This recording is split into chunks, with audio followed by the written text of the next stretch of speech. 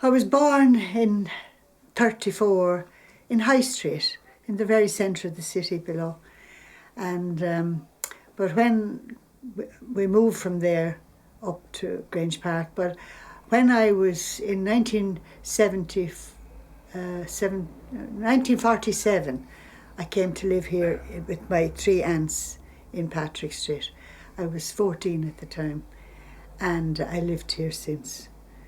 And I married Tommy in 57, and we came in here. At that stage, two of the aunts had died, and there was only one left. And we lived happily until she died in 1960.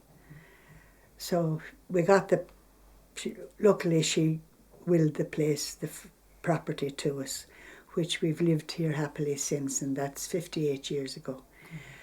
There was two shops downstairs.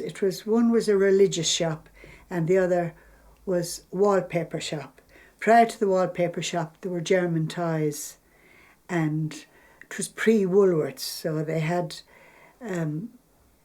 china. There was all sorts of fancy goods. But when we opened, we were here 2 years.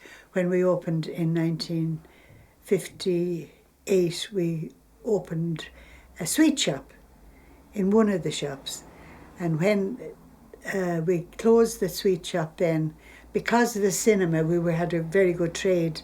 That cinema was the Regina Cinema, opened on the 1st of April 1957.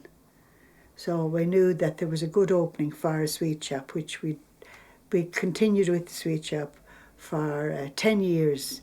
And in 1968, I opened a fabric shop and extended it right across to we took in the two shops, as I'll show you later on in the photograph. But we continued with the sweet shop, with the fabric shop, until 1992, when I retired. And we converted it then into two shops, put back the original type front. We put back the hall door and put back the shops as they were in olden times. My family lived, we can go back to old Waterford records of the streets. So they're here since 1825. So we go back a long way. On this premises? Or? On this premises. They also owned the premises next door.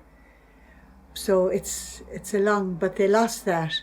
They lost through expenses, and when after the war came, that they lost the premises next door through finance. There was a pub at the rear and a grocery shop in the front of the two houses next door, but that was closed in the early 1940s and sold. But the street, I had a photograph of that street, but I lost it along the years. But there was a continued family here since 1825, so we really go back a long way. And do you know kind of what would have been on the premises going back through the generations? Yes, there was.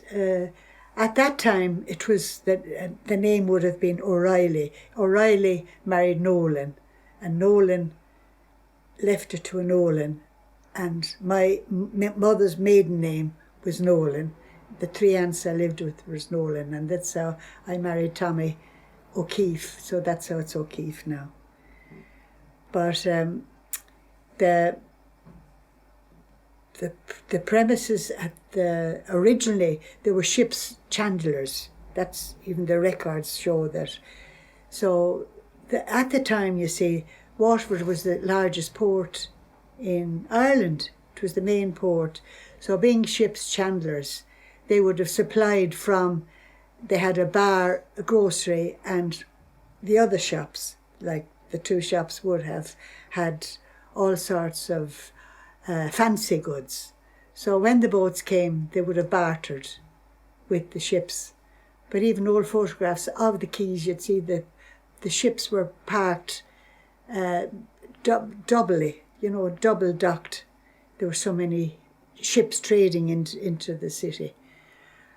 And there was originally, when it was O'Reilly, the O'Reilly married Nolan. Now I have photographs in the hall of them. There was 2 sisters. One married Nolan. Now she had 3 daughters, and their photographs, I have them in the hall, that they're buried in Ferrybank.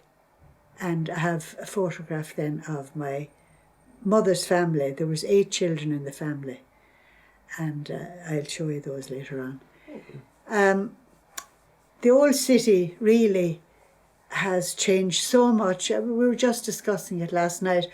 There's only one shop on the main street that has lasted out and is a same shop in all the years I've been here, and that's Greer's Cake Shop.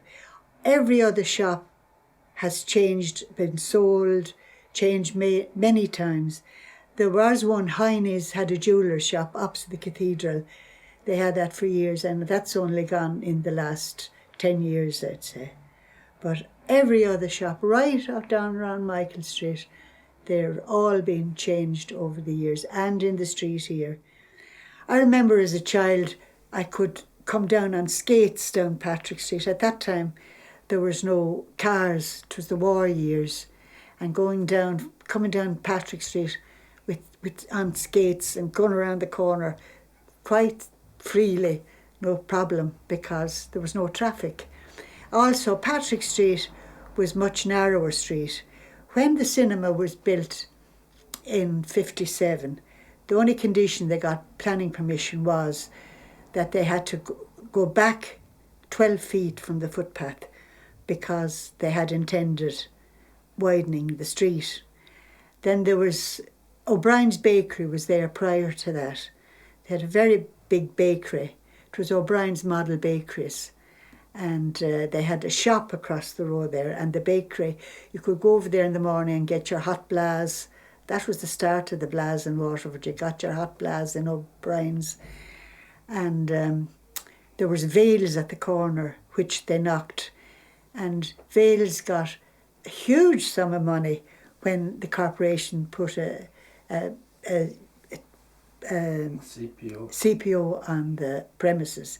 They got 30,000, which at that time we thought was a huge amount of money. That would have been in the late 50s, maybe early 60s. But sure, when you look back now, what was the property worth? If it was today. Tyler's were on the corner, shoe shop, and that was knocked as well to widen the end of the street.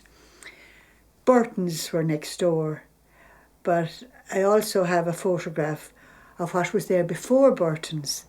That was in the 1800s, and it was Deavies, and the Deavies are a famous family in Waterford, but it was Robert Deavy, and they'll see where they had a huge shop of all fancy goods, and you could see where there's bales of material outside the door.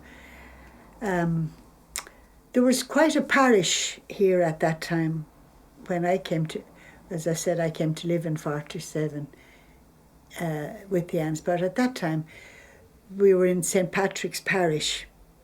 Now there was quite a lot of, it was quite a big parish. There was a lot of parishioners here, and the Sunday masses, there was 4 masses at least on Sunday.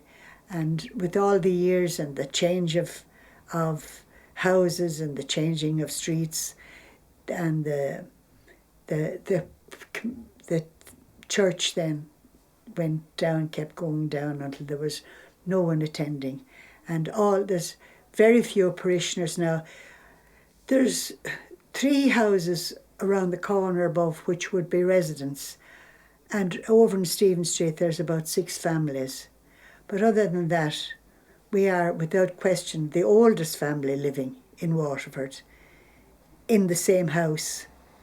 And the rest now, there are apartments around, but there's no families. All the families that I knew as a child Brenner's Butchers, there was Welch's in O'Connell Street, there was Aspel's, all gone. Everyone next door to us, Dunn's lived. That's let out now in apartments.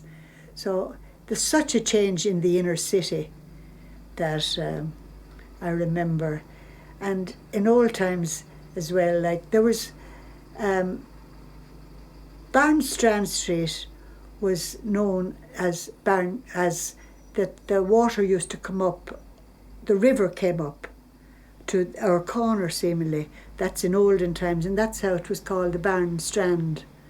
That's how it got its name originally. Broad Street, it's because it was broad, but there was, my father had a sweet shop down on the corner. Again, I have a photograph that I'll show you later. And he was the first to come to Waterford with whipped ice cream. Woolworths were there. And then next to Woolworths there was a meat shop, Phelan's. There were a family living there. They were called the Marble Hall. And to see in the photographs the meat hanging on a hook, imagine what the health authorities would do today with that. The side of beef hanging on a hook. And flies and everything sure passing. Sure, it was healthier in those days. But all the shops, Codes, the Savoy Cinema, Independent House, that all. And when we opened the fabric shop in 1968, people said to us, "Oh, you're too far up. You won't do any business. You're too far from the business centre," which was the key. All on the quay. There was originally Robinson Ledley's, which changed to Shaw's in the 40s. But there was Hearn's. You went in on the quay side of Hearn's and you came out on George Street. You could walk right through. It was a huge store. But all the business was down on the quays. But there was nothing really when you came up the town. So that has all changed. Like now Michael Street is the Golden Mile. That and there was all characters in Waterford. Poor Mikey Moore, he used to go around, he was known as poor Mikey. Once he got a few bottles of Guinness in him, he'd go around the street singing, but he'd ask him then and he danced on the footpath. He's one of the characters of Longo. And there was Hannah Mooney. She was a famous character. She went around, which women in old days wore shawls. And when they had babies, they carried the shawl. They had no prams. They carried babies in their shawl. But poor Hannah, when she got drunk, you'd see the guards taking her off. She was liable to do anything. But and then there was another woman character, Indian male. She lived in the square, in Arundel Square, and she was another of the famous characters. But there was which a lot of people, older people, will bring back. There was Danny the Hawk. He was another old character, and he had a hawk because he had a short leg. God be merciful to him and his wife. And when he got drunk, he had a little wife, a small little wife. And when he got drunk at all, he used to get the stick and hit her, put her off in front of him with the stick. And would he be driving? Oh, he driving her, yeah. And the poor girls always seemed to be pregnant, but I think the children were taken into care at that time. But they all dwindled out. You could buy ice creams. There was a man used to stand at the pole in the centre of Barnstrand Street, Broad Street, as we know it now. He had an ice cream cart, and you bought your ice cream from this. He had a bicycle with a frozen basket on the front of it, a frozen container, and you bought your ice cream. But those were some of the things. And I was talking about St. Patrick's. They had a council. We had a council here, and sure there was quite a few of us on the council that we tried to get together, not to let the St. Patrick's Church go, because they were joining it, linking it up with the cathedral, the parish, the cathedral. But we had no hope because it was so small, the parish was gone so small, and the lack of houses and the lack of parishioners. But there were lovely times, and great parishioners, great parishioners. I don't know what else I can tell you about. Can you tell us a little bit about the streets that aren't around anymore? Well, Peter Street is gone. There was a place right on the corner now, opposite Dunn's. It was called the Cork House. There was a tobacconist, and next to it, Ryan's. We used to call it the Island Colour, Ryan's Island Colour. It was a paint shop. The Ryans that had the shop afterwards down on Broad Street, which is now gone, and they're in the Mayor's Walk now. It was taken over by, I think, the workers in Ryan's bought it out. But originally it was down there, and there was a tenement over it. And one day I remember going down Broad Street there, and there was a woman being evicted from the house, from this tenement. It was 3 stories high above the shop, so that would have made it a 4-story house.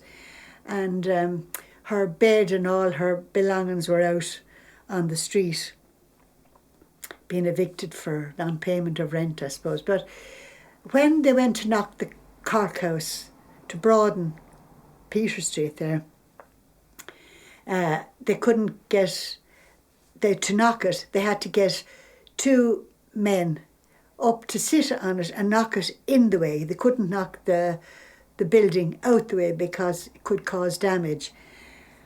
And there were 2 brothers living in Corrigeen Lane here, which is just at the top of Patrick Street, and they were called the Burkies. Their surname was Burke, but they were brave men, and they sat on the walls, the outer walls, and they knocked in the building into it, inside. They knocked it in, hammered it in with I suppose mallets, but one of them fell off the wall and broke his leg when it was halfway down. But he was left with his leg was badly damaged from the. But they knocked it, in fairness to them. But they were brave men, and no ropes or no ladders, just sat on the wall and knocked it into it so as it was safe, And was that down on Peter Street? That was on the corner of Peter Street now. What would Peter Street have been like? It was all tenements. And they had a butter market down in the middle of it. There was a butter market, which then, when they closed down Peter Street, there was the dispensary. Some people might remember the dispensary. There was an old woman, was the caretaker of the dispensary, and where people went for medical care, and she had a son, Little Billy Bible, and he used to go along. He was a famous character too, but there was a garden in front of it, and who was next to it was Mary Jo Try. She sold milk and groceries, and O'Neill's bakery were around the corner from me here, and they had where they kept the horses down in Peter Street. Also, O'Brien's bakery here kept the horses up where it went into a salt store afterwards. Now the bank is built up there. The bank is gone into Nama. It's not opened. It's a new building up there, but that was to keep the horses in. And you'll see the path is very sloped, and that was they had tiles on it, especially for the horses to walk up to catch the grip and to go into the stables in the night time. Whereabouts was that? That was just at the top of the street of Patrick Street here, on the corner of Stephen Street. The unfinished building is up. The bank, it's an unfinished building here. It was supposed to be a bank, but it's not finished. It's just prior to that, it was Malai's Butchers. Malai's also had across the street. But in the street here, there was Gerard Nugent, the shop. It's closed now across the street. And next to it, Mrs. Murphy. She was a newsagent. they're all closed, and there was Mullins up the street. They used to sell fish and chips, and there was a woman, Stacia Coffee. She was above the shoe shop centre, above the top part of the shoe centre. Now there was a woman there. She was Stacia Coffee. She sold milk, but she sold it going around with a can in her hand and a measure in her hand. And she always dressed in a long black coat and a black hat and black button boots on her.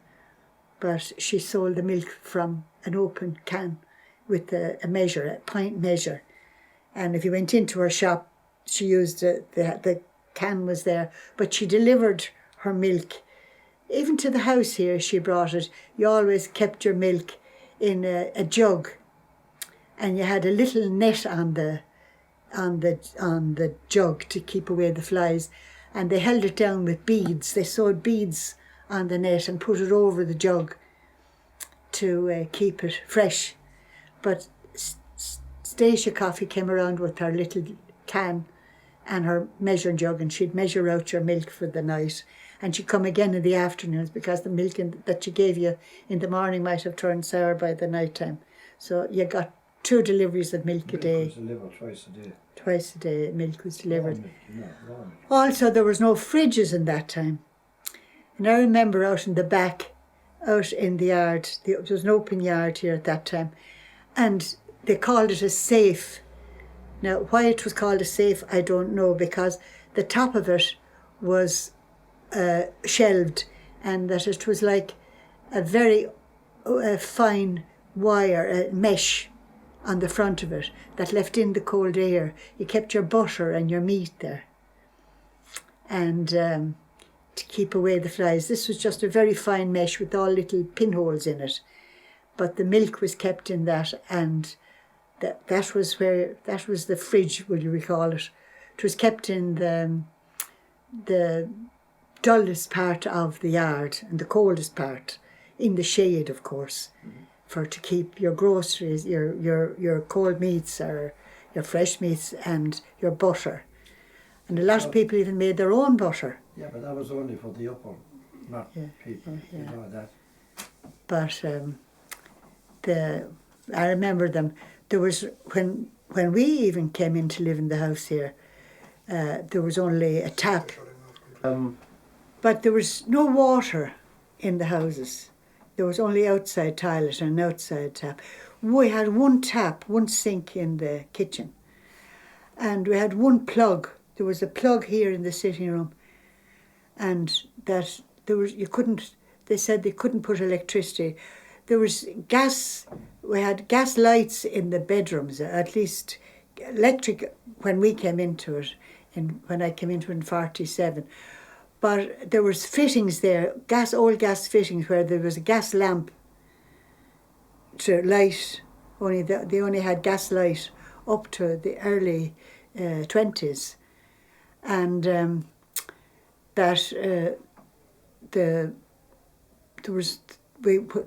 Tommy and I, in the 1960s then, we brought in, we made a bathroom upstairs and a bathroom downstairs. That it was, other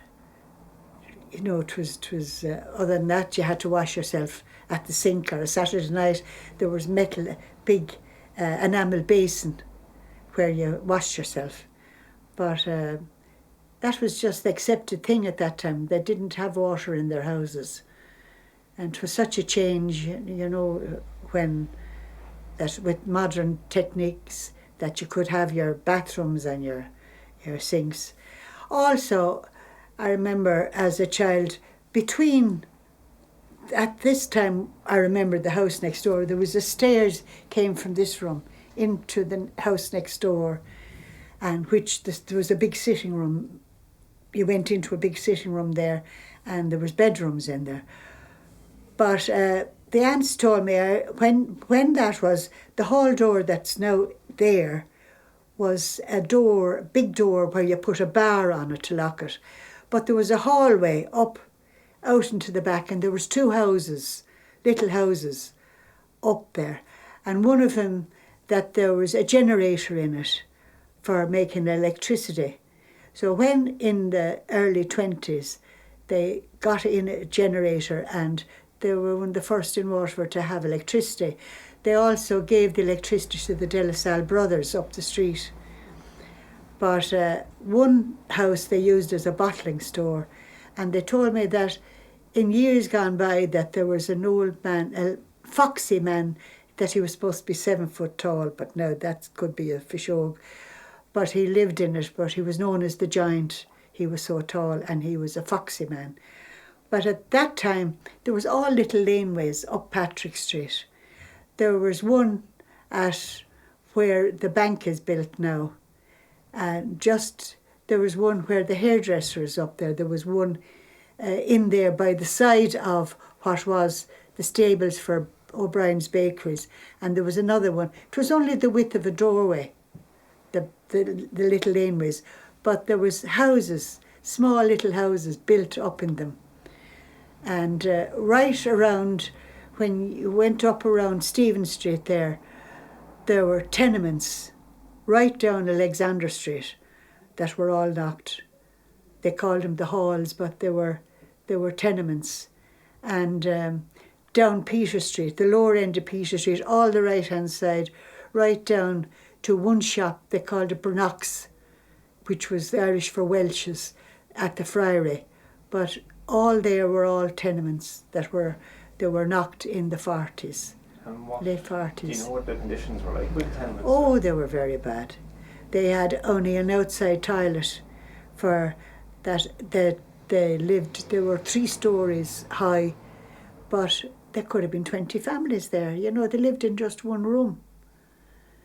And I remember, whatever fashion they had, the children, the little girls, all came out with about a dozen little plaits in their hair.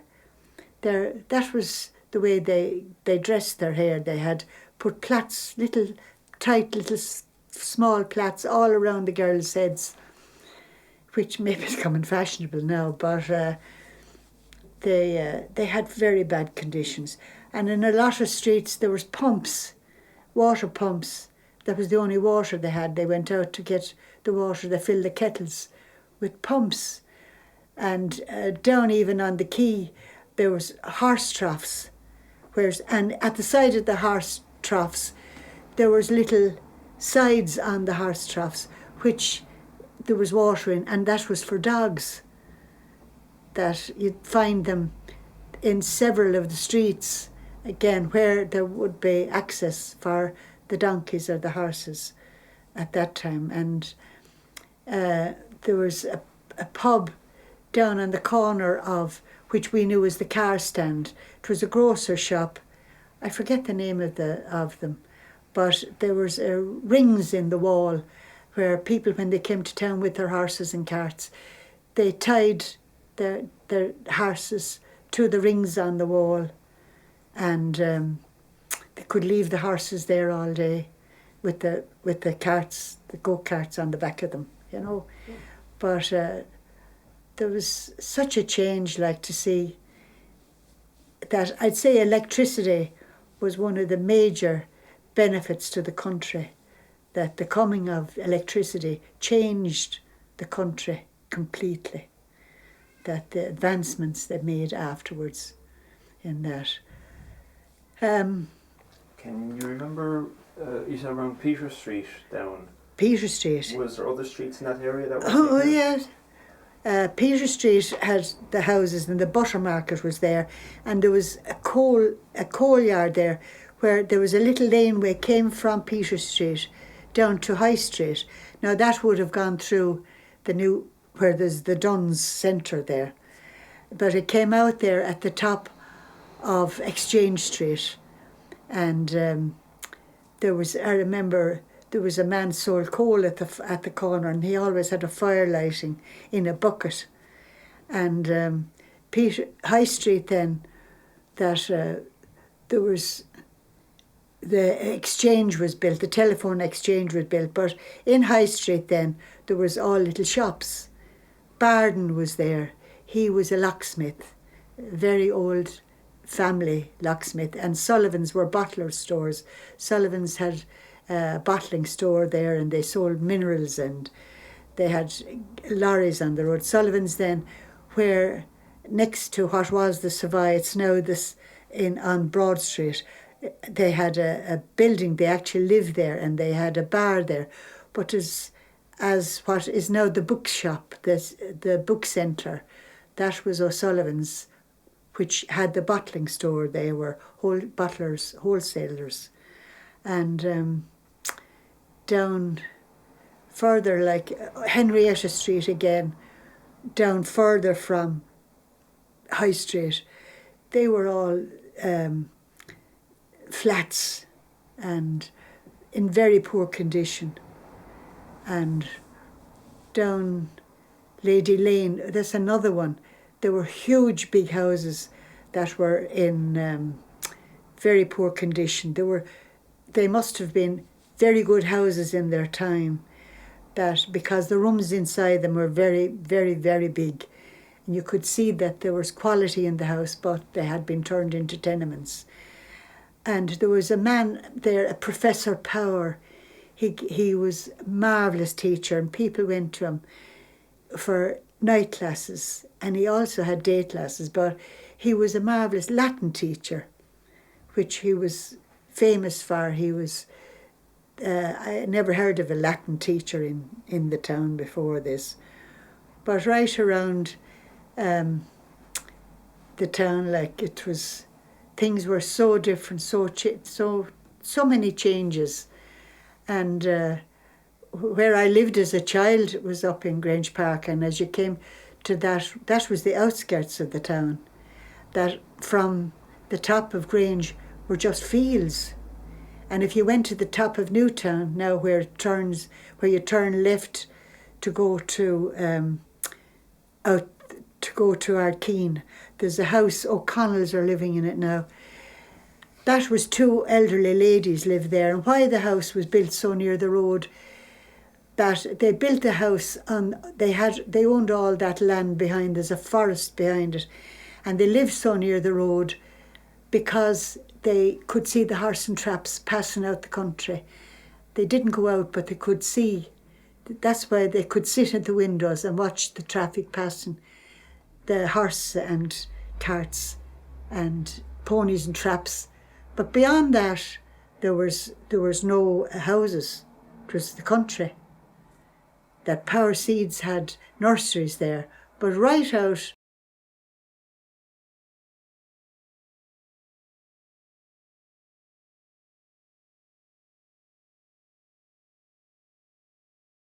I remember as well, and at the top of Grange Park there was fields, and during the war years they grew tobacco.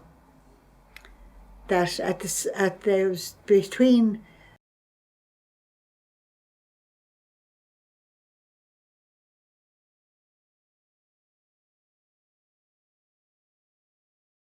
no houses. There was two houses only built. One belonged to Poole's. Poole now had a chemist shop where the AIB bank is built on the corner of Lady Lane. And it was a massive big building, but at the side of it was only a single building, it was a 3-storey building, but if you look at it, you thought it was deep, but it wasn't. It was only the width of a room. And coming up Lady Lane now, if you look, you'll see it's still the same, that it's only the width of, like it could be 20 feet square wide, which was most unusual for a building to be built as such on a corner, you know. But that, and going out the Cork Road, I remember houses being built on the Cork Road. That again was in, I'd say, the turn of 50s, because I used to walk out that way with Tommy when we were only going together. And they were starting to build the houses on the Cork Road. From there out, it was fields, complete fields. That there's the first ones they built were those bungalows on the Cork Road, and on the left-hand side, and that was in 1956-57. Those bungalows were built on the corner between the Cork Road and Tramore Road. those bungalows were built there, but prior to that. And then there were the marshes were only there then, that the bogland were all there at that time. Often people, you would hear that, were drowned in those bogs, the Tramore bogs they were called, but it was all at that time. There was such a change in my lifetime.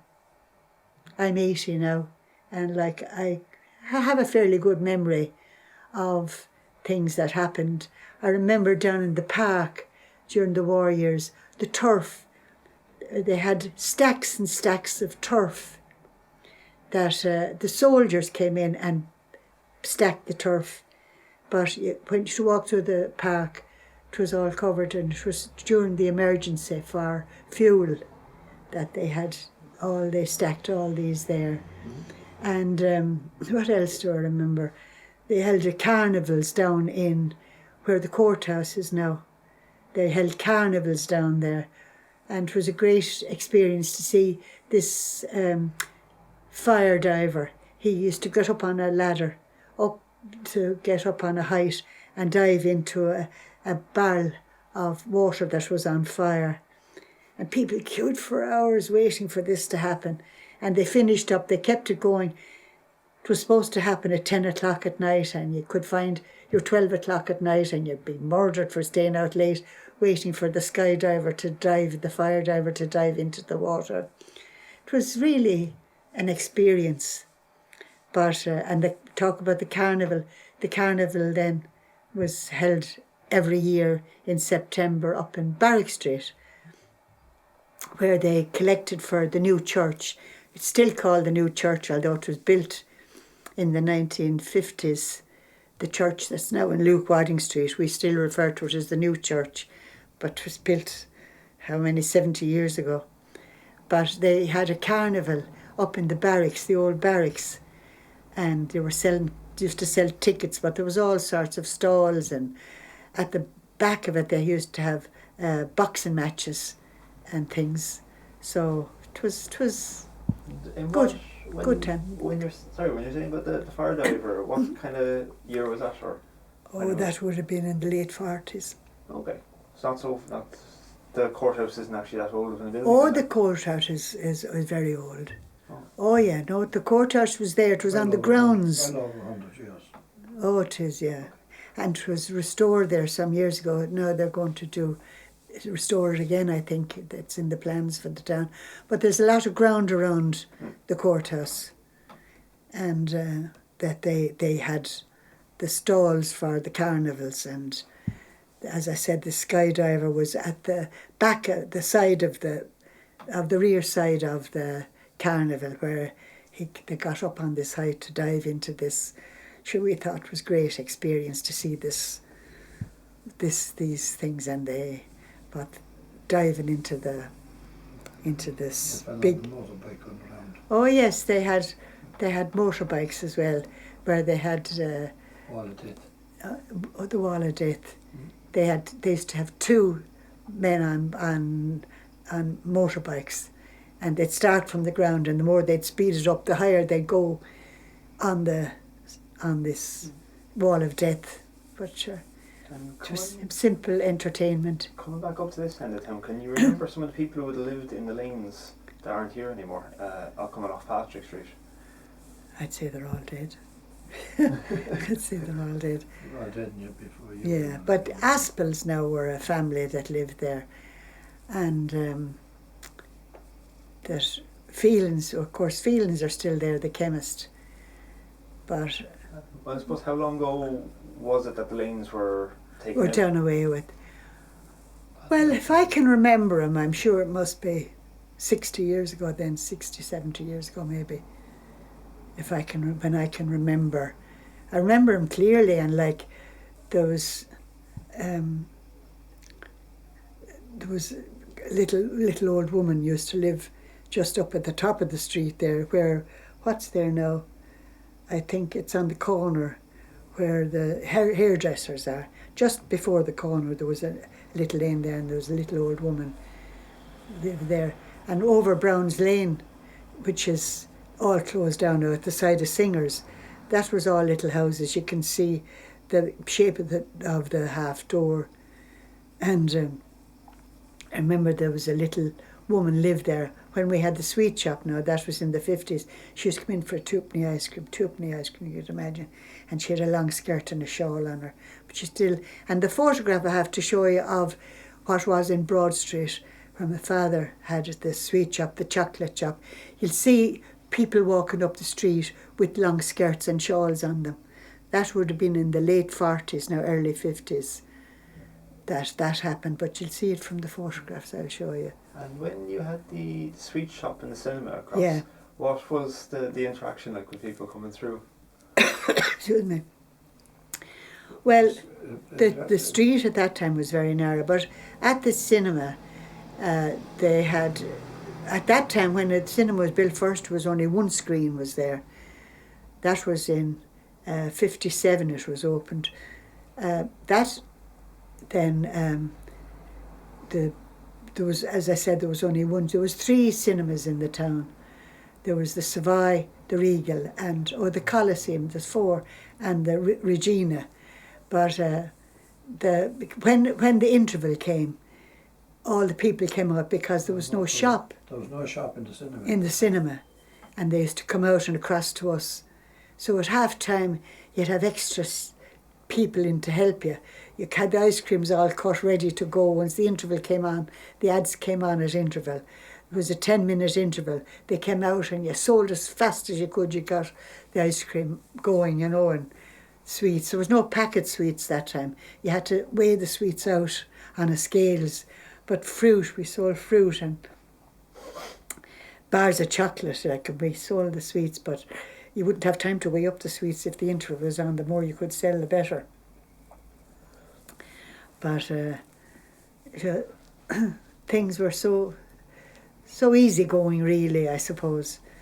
But the conditions that people lived, I remember the jail wall, the time of the jail wall, the jail wall fell, and there was all small houses up at the back of Jail Street, and a lot of people died with it. There was a little laneway down from the side of Barrack Street, which went down to Meeting House Lane. That's where the back of Garter Lane now, the Garter Lane 1. There's stony steps, they call this. The stony steps go up there. There was a row of small houses there, and when the jail wall fell. Evelyn, you want to tell him where the jail wall was? He might know. I'm telling. Oh. Where the jail wall was it fell down where in Barker Street, on this little laneway. The back of the jail fell down, the wall fell down, and there was families killed there. That would have been way early, I'd say, in 42. That I remember going up from school to see, but they were taking away all the debris. But that was an awful tragedy at that time. That just below where Annie Brophy lived, on the right-hand side, this little laneway is down there. It's down. It come down Jail Street, and on the right, this little lane is down to what they call the Stony Steps. It's at the back of King's Terrace. But all that wall, there's a plaque on the wall to do with that tragedy at the time. 30 people killed. Yeah. That's all I can think of now to tell you. Fantastic. That was great. Great Yeah. memories that all together. Yeah, but it was great. And the fairs on Ballybricken, that they had them every Friday, and then it had them that all the cattle were there, and people often in sayings, if you told it a tale, or people would say, "Oh, you'll see grass on Ballybricken before that'll come true," and sure, there's grass on Ballybricken now. But when old fables and things were said, you say, things will get better. You'll see grass on Ballybricken before you'd see that happening. But sure, we have the grass on Ballybricken now. So it's good, That's brilliant.